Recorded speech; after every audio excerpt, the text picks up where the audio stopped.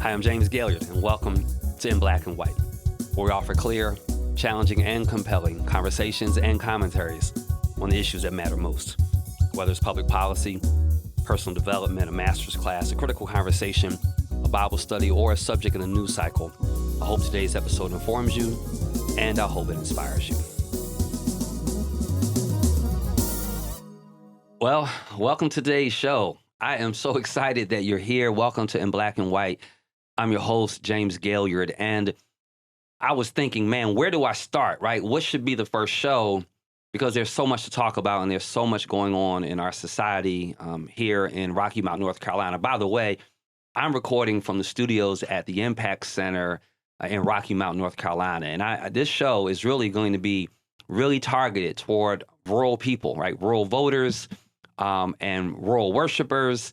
And you're like, well, I'm going to check out. But I need you to be reminded that, 97% of all the land in our country is considered rural. Here in North Carolina, 80 of our 100 counties are considered rural. Unfortunately, though, only about 20% of the population is rural. I think that's part of the reason why we have some of the challenges that we have. So there's a lot that we could talk about, right? We can talk about critical race theory and public education. I'm going to get to that show.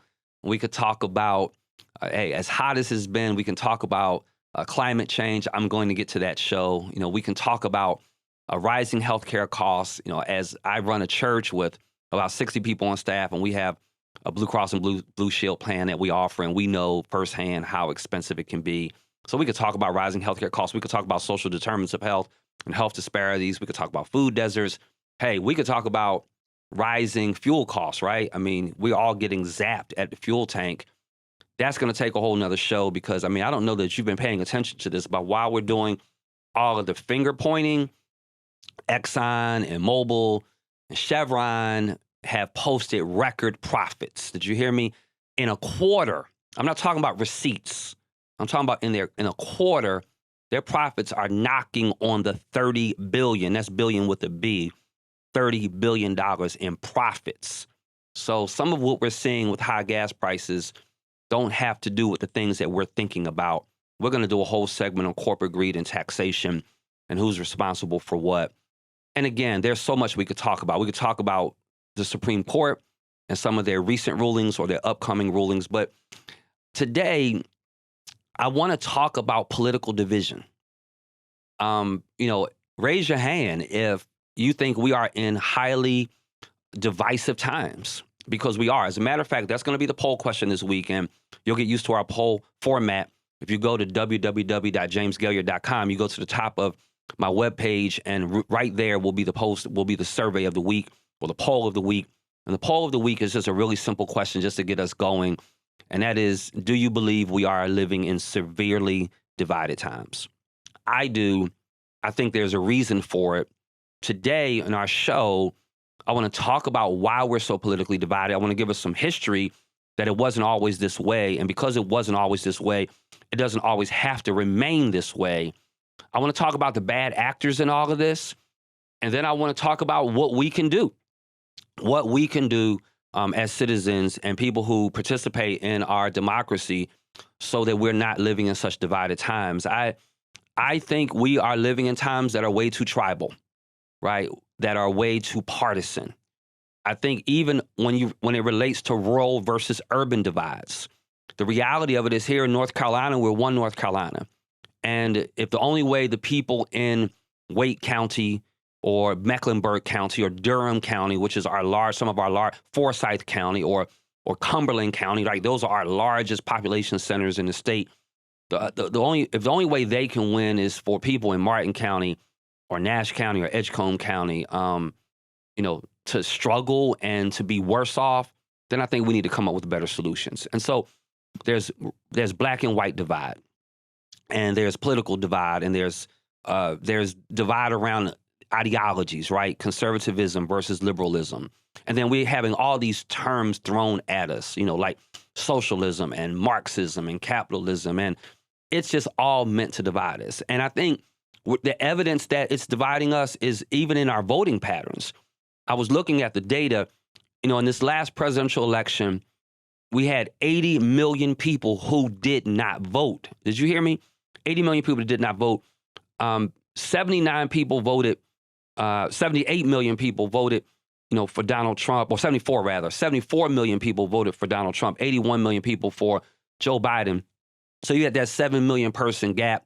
The election wasn't rigged. It wasn't stolen. I'm going to do a whole show on that to show you and prove to you why. And I'm going to talk about why that narrative is out there, so we'll better understand that. But of the 81 million people that voted for Joe Biden, 80 million people said, I'm just out. Like, I'm not participating. I think what happens is so many people go to the polls and they hold their nose because our primary system is designed to push out our most extreme candidates, right? And so on the left, you have your most extreme, left side, Democratic people coming out. And then you have your most extreme right people coming out. And then when you get to the polls, like the average American is like me. They're like you. The average American is more independent in their thinking. The average American is more moderate. The average American is more centrist. It's just that there have been our media outlets, and I'm going to talk about that in a moment, our news outlets. It is life-giving for them. It is self-perpetuating for them to have us at odds with each other. And so I want to remind us that democracy is designed to be self-correcting, right? So if we get too far in any direction, then we are abandoning what the intention of the framers of the Constitution intended for us. Do you remember that scene in, what was it, 2017? Republicans were pushing hard to eliminate the Affordable Care Act. I don't like the term Obamacare, but some of you may know it better by that. And they thought they had the votes. They weren't really sure. And they were waiting for John McCain to get on the Senate floor. And John McCain comes out, is like classic John McCain. And he says, thumbs down, like, I'm just not voting with the rest of the Republicans on this. Like him or not like him, I personally like John McCain. I was a fan of John McCain back when he was running for president against Barack Obama, and he was doing a town hall. Y'all remember that? And a woman criticized Obama's where he was born and what his religion was. And he said, no, ma'am, that's not who he is.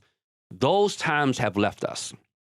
Back in 2017, when John McCain put his thumb down, he made a speech shortly thereafter.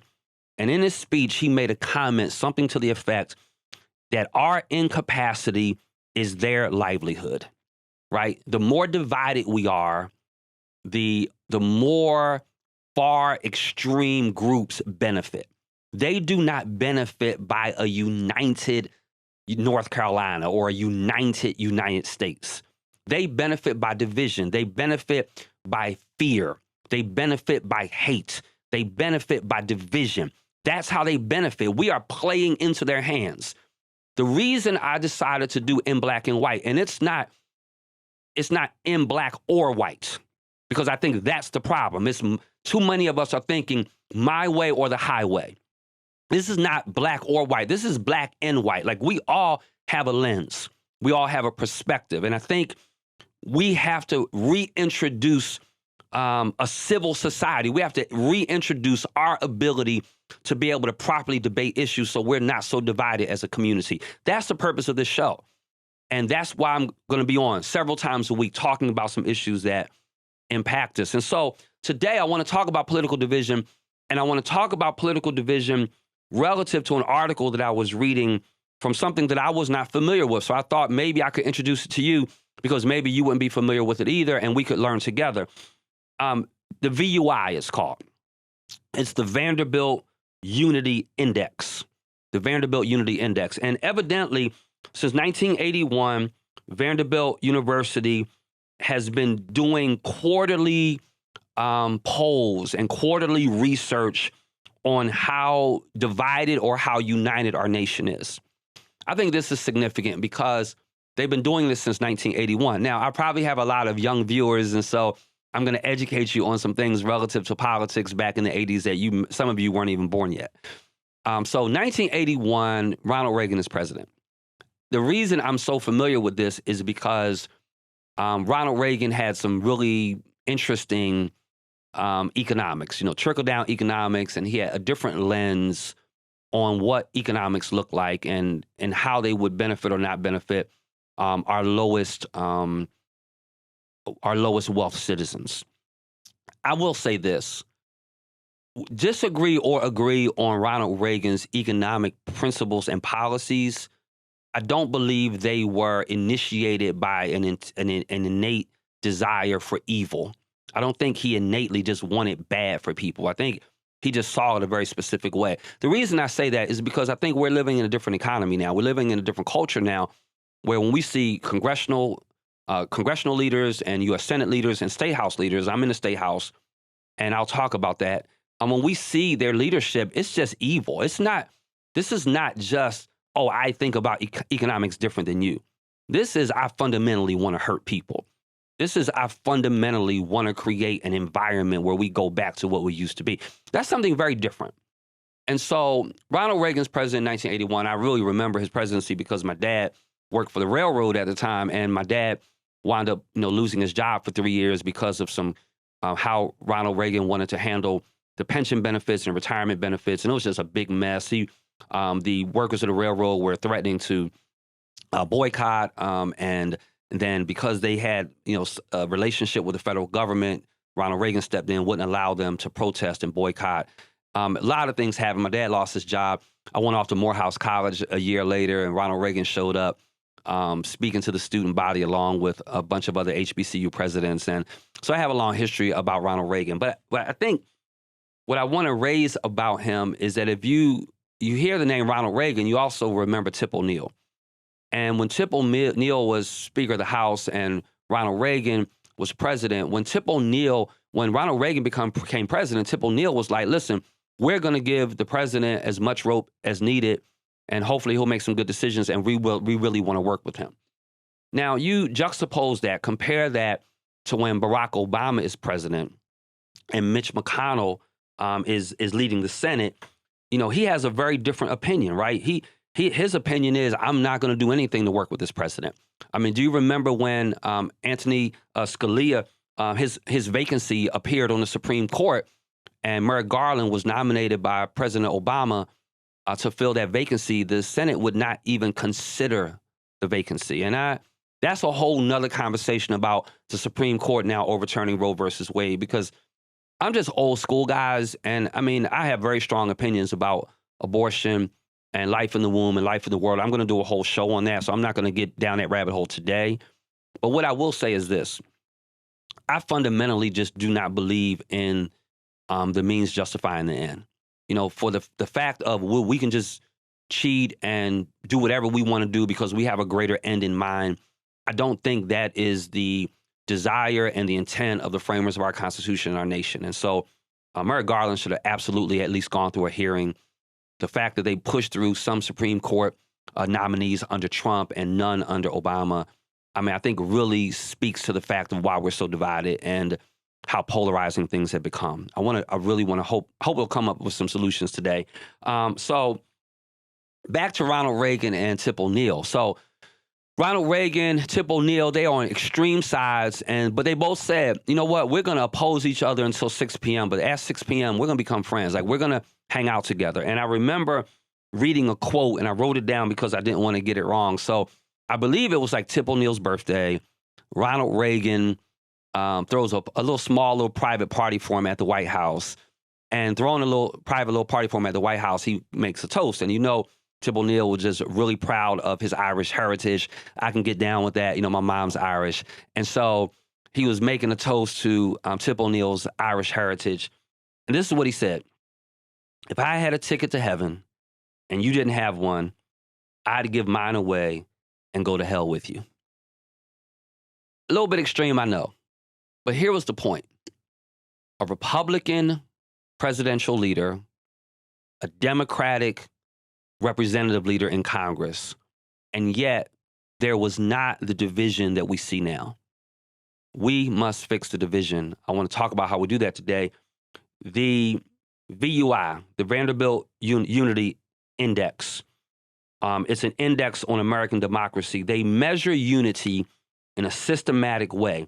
Here are the 5 areas that they measure unity on.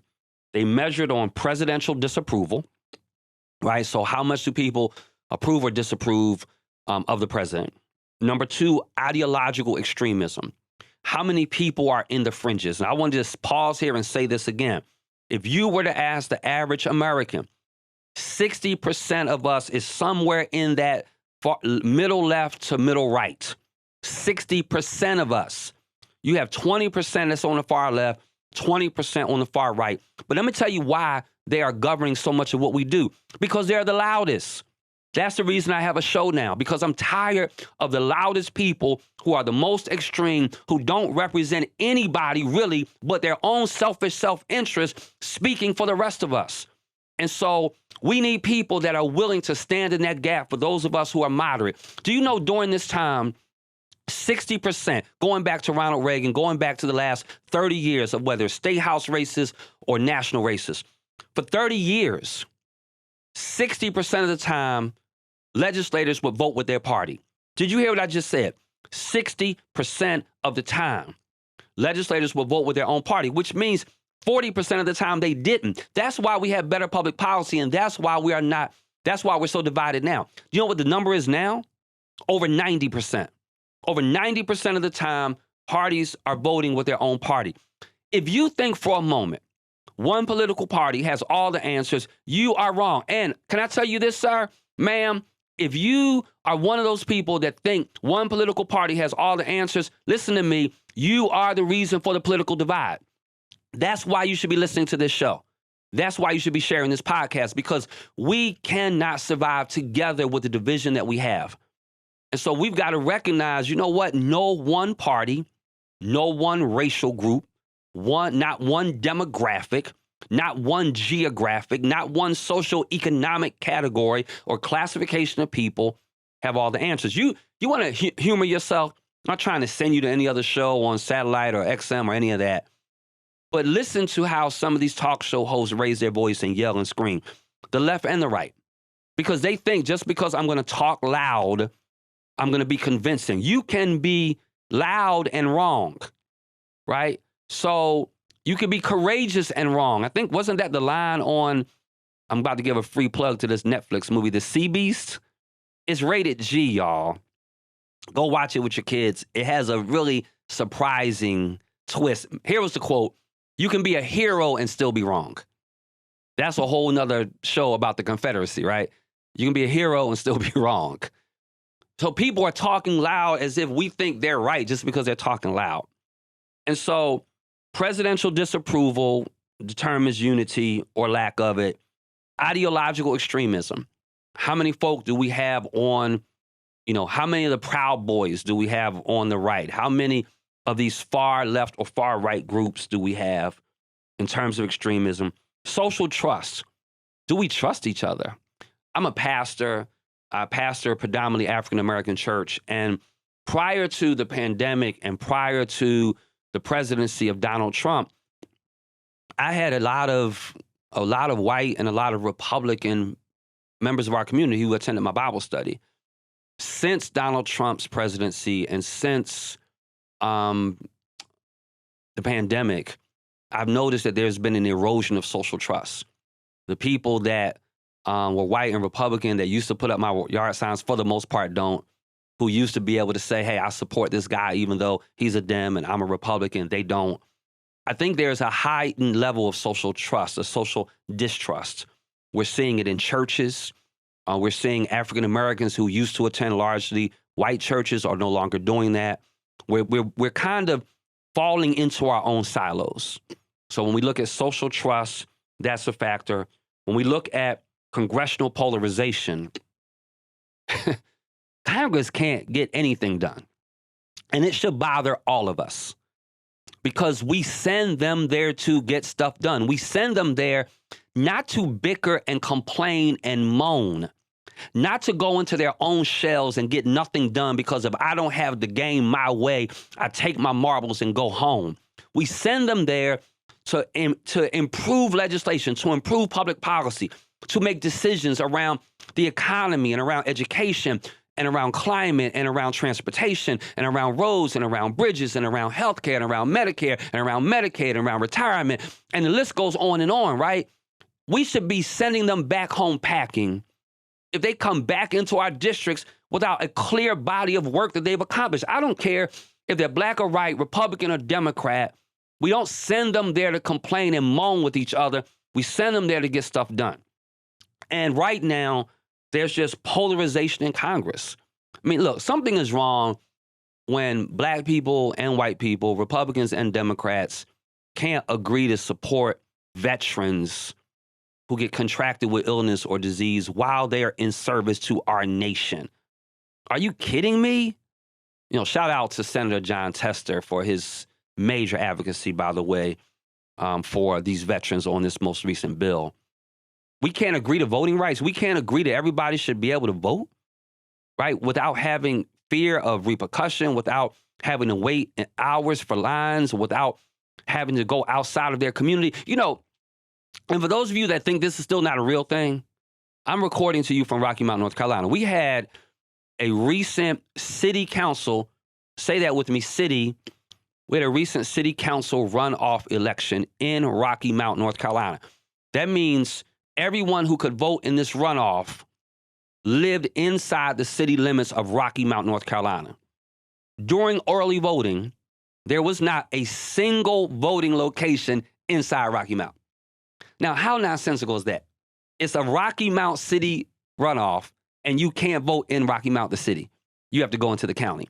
So if you think that we are still not struggling, creating an environment where everyone has equal opportunity to vote, but yet Congress can't pass anything, right? So congressional polarization, and then the last thing that they talk about is civil unrest. And again, for those of you that's just tuning in, I'm talking about the Vanderbilt Unity Index and how politically divided we are as a nation and what we're going to do about it and who the problem people are and how we need to address this. And the last thing they talk about is civil unrest. And we see it. Like, for the first time in my life, y'all, I grew up in a segregated Philadelphia. And what I mean by segregated Philadelphia, I'm not talking about racially. I'm talking about ethnically segregated. Like, Irish and Jews and Germans and Italians did not live in the same community. Racially segregated, right? So much to the point that in 1978, I was desegregating a middle school. Did you hear me? 1978. So when we feel like some of this inequity that we experience is so far removed, it's not that far removed. 1978, I would get off the L at Kensington and Allegheny, which is now a haven for heroin and methamphetamine use and all that now, unfortunately. I would get off the elevated train at Kensington and Allegheny to go to Russell H. Conwell Middle Magnet School, which is a magnet school for academically gifted kids in Philadelphia. It took me about an hour and 15 minutes to get there on public transportation from our inner city home in North Philadelphia. And I would get off the train at Kensington and Allegheny, and people would be holding up signs with the N-word, and they would be throwing fruit at us and throwing rocks at us. And I got reminded that we lived in a really segregated time. Let me listen to what I'm about to say. That is my experience going to 7th and 8th grade. And even with that experience, I do not feel as if that was a more dangerous time than the one we're living in right now. I remember when I first started running for the State House, I went over to, I like to shop at Smith's Red and White. That's an area, if you get into our community, jump off 95 and get some of that sausage. I was shopping at Smith's Red and White, and there was a guy in a pickup truck who saw my campaign signs at my truck, and he showed me his gun, and he said, aren't you running for State House? And I said, yeah, I'm running for State House. And he said, I leave Nash County before I lived in a county where a black man could beat a white man. So I'm guessing he moved out because I wound up beating the white man, right? So even with those experiences, we still have a greater degree of civil unrest than we've ever had before. And so the Vanderbilt Unity Index is kind of pointing to the fact that we're in divisive times, guys. We are in significantly divisive times. And so I want to just say a couple things about that real quick, before the show ends. And so let me tell you what I think the problems are. And if you agree with me that we live in really divided times, I want you to go on jamesgailliard.com and just respond to the poll that's out for this week. I'm going to leave it up for the week. This this political division has been constantly decreasing year over year over year for the last 30 years. And unfortunately, because it is getting so severe, we're no longer in a climate where we know how to manage our disagreements. And I think that's what we need from our state representatives. I think that's what we need from people in the state house. We need to know how to manage our disagreements. I'm recording to you from North Carolina, as I mentioned to you. And this year, North Carolina was identified as the #1 state in America to do business in.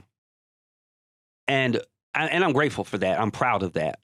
But I think it was the CNBC folk that did the polling, if I'm not mistaken, and they cited the fact that we knew how to put aside political divide. I'm in the state house, guys. Let me tell you, we're not putting aside political divide. The reason North Carolina is doing so well in our political climate, and I can do a whole show on that because I think the workforce has a whole lot to do with it. We have, such a great university system and collegiate system and community college system and HBCU system. But aside from all that, that's another show. The reason, let me tell you what the definition of North Carolina is of political cooperation. It is fear of the gubernatorial veto. That is the political cooperation.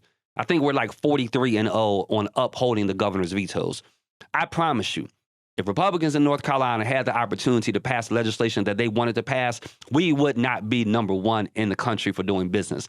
We're #1 in the country because we know how to say no to bad legislation and we know how to uphold it, which is why our state legislatures are so important. So let me cut to the chase here with that long introduction. So here are the reason why I think we have political unrest and political division. I think #1 because of gerrymandering. We still live in a country where one political party gets fewer votes than another political party, and yet they still get to maintain power. And the reason they do that is because of gerrymandering. I was reading about John Adams. John Adams was one of the framers of our U.S. Constitution. And John Adams was very clear in the intent of this country. And he said that there should be a portrait or a miniature version of the people at large in terms of the representation. So he was saying the intent is that the representation is a portrait or a miniature snapshot of the people. So our General Assembly in North Carolina, our congressional boundary, our Congress, our 435 seats in Congress, our 100 seats in the U.S. Senate, it is not a representation. It is not a miniature picture of the people. Because the reason it's not is because legislators, in order to maintain power, draw our lines so that they can pick who they represent. We should require that legislators not be permitted to draw their congressional lines or their state house lines. None of them. Whether we're Democrat or Republican, we should not be drawing our lines. And so I think the first part is gerrymandering. And I think this is also, can I just say this, y'all? And I'm gonna do a whole show, a whole segment on SCOTUS and Roe versus Wade and some of those major decisions. So I'm not going to bypass it, and I'm not going to sidestep it. But here's a challenge we don't think about. We're quick to say, well, Supreme Court didn't abolish abortion. It just passed it along to the state house. Here's the problem. And then the people can decide. But the people don't get to decide because many times the legislator in the state house manipulated or rigged the system so people really don't have a voice. And that's rural people. That's poor black people, poor white people. They don't always have a voice. Do you know in North Carolina, the gerrymandering was such that every African-American state representative east of 95 would potentially be redrawn out of their district with the exception of one. And east of 95, let me tell you why that matters. East of 95 has the largest pocket of African-American voters in the state. I know you think it's Durham, but they're all together in one place, right? In one county. When you look at east of 95, you have massive counties that have large populations of black voters, and gerrymandering literally drew out all of that representation. And so that's what you're voting for sometimes when you're voting for the big R, right? And I'm going to say things about the big D. So I think gerrymandering is one problem. Secondly, I think the other problem is social media. The reality of it is Twitter feeds. If you've been on, look, you've not been in a fight until you've been in a Twitter fight. Until you've been on Twitter going back and forth with somebody, you've not been in a fight. Those algorithms for Twitter, those algorithms for Facebook, it is designed to affirm what you already believe. It is designed to keep you engaged on the platform and on the app. It is not designed to challenge your thinking.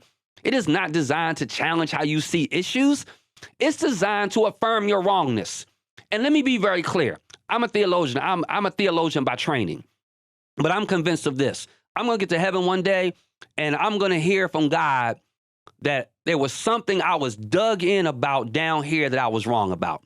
All of us are wrong in some of our most intense, passionate moments and thought processes.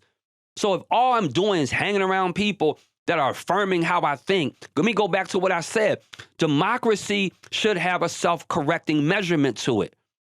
So if all I'm doing is being affirmed by how I think and not being challenged, you're part of the problem. That person is part of the problem. So I think gerrymandering is the reason why we have political division. I think social media is why we have political division. I think one-issue voters is why we have political division. I get it. You know, you care about what you care about. I care about what I care about. Think about your body for a moment. Let's say your heart is pumping healthy. You're not taking on any heart medication. You're doing good. But you have a massive cavity and problem in your mouth. The toothache is just problematic. It's thriving. You can't eat on things. Your mouth is swollen. If all you care about is your heart, how healthy are you going to be if you ignore your mouth? You ever had a corn in your foot and you can barely walk? Or those of you who are older that have other diseases, a migraine headache. I don't know of a human being that gets to live their life with a single issue and say it turns out well for them. It just doesn't. Think about your family. Things are great with your family, but you're broke. But I only care about my family. Well, if you're broke and all you do is care about your family and you're a single issue person, you're going to still struggle with your family. Oh, I have all the money I need in life, but you're sick. You're too sick to be able to go to sleep good at night, but you can afford the most expensive mattress set. If all you cared about was money and you didn't care about your health, you wouldn't sleep good at night. You can afford a case of lobster tails from Sam's Club and you buy and put them in your freezer, but you never have an appetite. So if all you care about is a single issue, you're not healthy. So let me say this, and I'm not scared to say this. This is my show, right? If you are a single issue voter, you are part of the political division in our nation. You just are. We just don't. And I'm not saying you don't get to have passions, and I don't get to have passions. But I am saying there are other things that matter in life. And we have to consider the wholeness, the broad scope of our society. So I think we're divided because of gerrymandering, because of social media, because of single issue voters. I think we're divided because of how we finance elections. We allow too much outside money to come in. You know, and when outside money comes in with negative ads and dark money ads, they're not sitting at the stadium with me. Nobody from California or Texas that's gonna submit all of this negative campaign stuff against me or maybe even my opponent. Who knows? None of them were sitting in the stands when Rocky Mount Senior High School was graduating.